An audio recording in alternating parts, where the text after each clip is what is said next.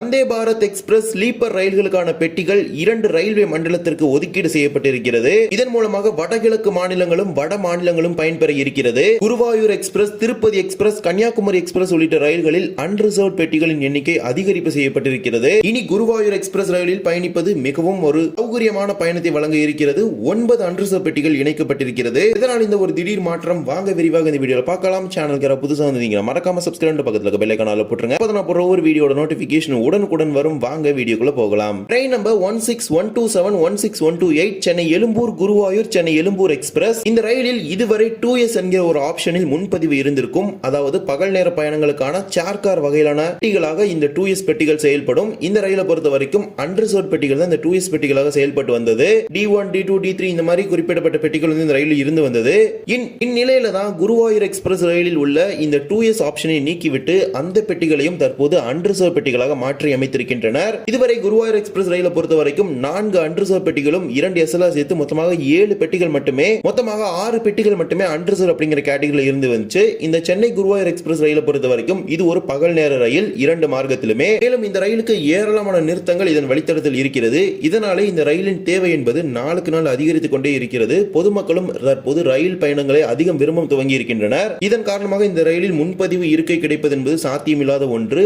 இந்நிலையில தான் அன்ரிசர்வ் பெட்டிகளில் கூட்டம் என்பது அதிக அளவில் செல்லும். இந்த ரயிலில் அதனை குறைக்கும் வகையில் தற்போது 2S முன்பதிவு நிறுத்தி இருக்கிறாங்க. அதற்கு பதிலாக அந்த பெட்டிகள் தற்போது அன்ரிசர்வ் பெட்டிகளாக மாறி இருக்கிறது.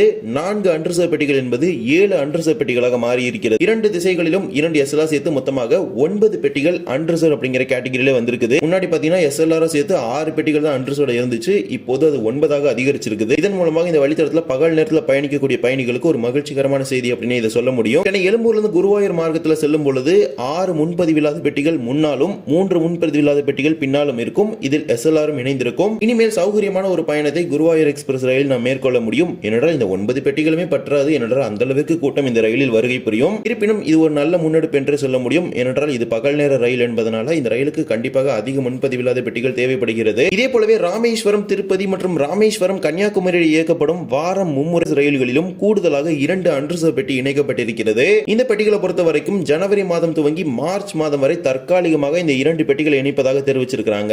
இப்போது இந்த 2 ரயில்களுமே 18 பெட்டிகளை கொண்டுதான் இயக்கப்பட்டு வந்தது. தற்போது கூடுதலாக 2 அன்ரிசர்வ் பெட்டிகள் இணைக்கப்பட்டு 20 பெட்டிகளை கொண்ட ரயிலாக தற்போது இதன் வழித்தடத்தில் இயக்கப்படுகிறது. முன்னதாக 4 முன்பதிவில்லாத பெட்டிகளும் 2 SLR சேர்த்து மொத்தமாக 6 பெட்டிகள் இருந்தது. தற்போது 6 முன்பதிவில்லாத பெட்டிகளும் 2 SLR சேர்த்து 8 பெட்டிகளாக தற்போது அதன் எண்ணிக்கை அதிகரித்திருக்கிறது.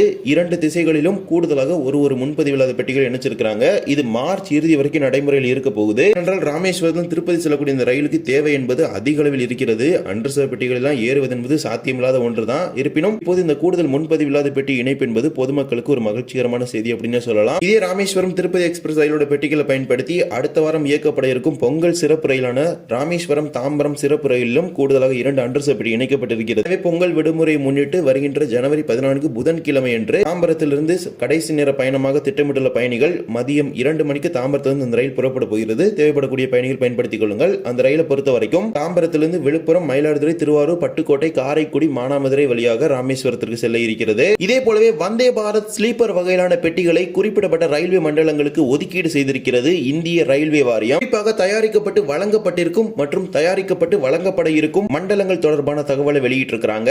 அதில் வந்தே பாரத் ஸ்லீப்பர் ரயிலின் 3வது ரேக் ஆனது NFR north east frontier railway மண்டலத்திற்கு ஒதுக்கீடு செய்யப்பட்டிருக்கிறது. அதாவது வடகிழக்கு மாநிலங்களை இணைக்கும் வகையில் அந்த மண்டலத்துக்கு தான் ஒதுக்கீடு செஞ்சிருக்காங்க. இது தொடர்பான தகவல் நம்ம ஏற்கனவே குறிப்பிட்டிருக்கோம். இந்தியாவின் முதல் வந்தே பாரத் ஸ்லீப்பர் ரயிலானது கவுஹாத்தியின் காமாக்கியாவிலிருந்து கொல்கத்தாவின் ஹவுரா வரை இயக்கப்பட இருக்கிறது.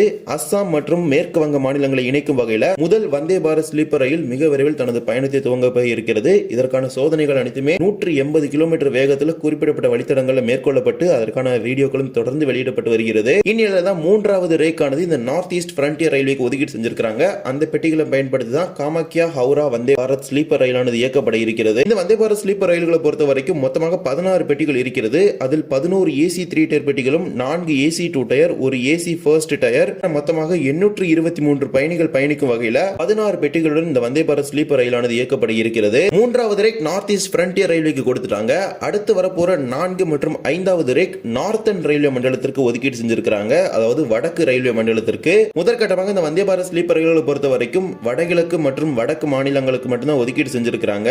தெற்கு பகுதிகளுக்கு இப்போது வரைக்கும் ஒதுக்கீடு செய்யவில்லை. மேபி வரக்கூடிய மாதங்கள்ல உருவாக்கக்கூடிய பெட்டிகளை தெற்கு ரயில்வே அல்லது தென்மேற்கு ரயில்வே, தென் மத்திய ரயில்வே இது போன்ற மண்டலங்களுக்கு ஒதுக்கீடு செய்வாங்க. அடுத்து வரப்போற 2 ரேக்குமே பாத்தீங்கன்னா நார்த்தன் ரயில்வேக்கு தான் போகுது. அதாவது 4th rack and 5th rack. So அதை வச்சு அவங்க பாத்தீங்கன்னா டெய்லி ட்ரெயின் சர்வீஸை கூட இந்த வந்தே பாரத் ஸ்லீப்பர் வந்து குறிப்பிடப்பட்ட டிமாண்டட் ரூட்ல ஆப்ரேட் பண்றதுக்கான சான்சஸ் இருக்குது. சுமார் 900 கிலோமீட்டருக்கு மேல இந்தியாவோட முதல் வந்தே பாரத் ஸ்லீப்பர் ரயிலானது அஸ்ஸாம் மற்றும் மேற்கு வங்க மாநிலங்களை இணைக்கும் வகையில் இயக்கப்பட இருக்கிறது. காமாக்கியா மற்றும் ஹவுரா வழித்தடத்தில் மிக விரைவில். அதுதான் இந்தியாவின் முதல் வந்தே பாரத் ஸ்லீப்பர் ரயில் கூட. மேலும் இதனுடன் சேர் கார் வகையிலான வந்தே பாரத் ரயிலுடைய தயாரிப்பை நிறுத்திட்டாங்கன்னு கேட்டீங்கன்னா அந்த மாதிரிலாம் கிடையாது. 2030 வரைக்குமே சேர் கார் வகையிலான வந்தே பாரத் ரயிலோட தயாரிப்பும் இருக்கிறது.